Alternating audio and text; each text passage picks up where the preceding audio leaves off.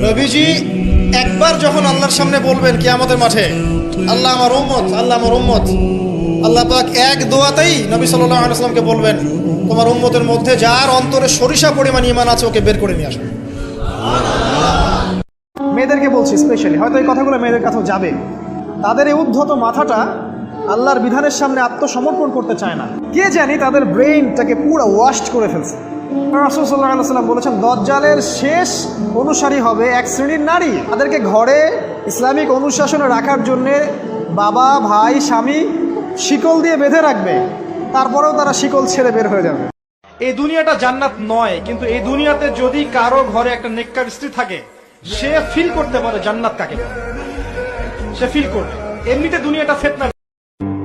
যে নীরবে নিভৃতে গোপনে আল্লাহর কথা স্মরণ করে কাঁদে এবং তার চোখ দিয়ে অশ্রু প্রবাহিত হয়, এই 7 শ্রেণীর মানুষকে আল্লাহ পাক কিয়ামতের মাঠে আরশের ছায়ায় ছায়া দিবে। আমরা কি পেতে চাই?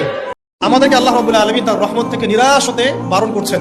যে যত পাপ করেছে জীবনে, যদি একটা বার কেউ যদি আল্লাহ পাককে মন থেকে ডাকে, চোখ দিয়ে ঝরঝর করে পানি পড়ে, আল্লাহ পাককে বলে, সিজদায় গিয়ে পড়ে আল্লাহকে বলে, রব্বিক ফিরলি, আল্লাহ আমাকে মাফ করুন, তার মনের মধ্যে যদি সততা থাকে, মন থেকে যদি সেই কথাটা বলে থাকে, আল্লাহ পাক শুধু তাকে ক্ষমাই করবেন না, তার সমস্ত গুনাহগুলোকে আল্লাহ নেকি দিয়ে পরিবর্তন করবেন।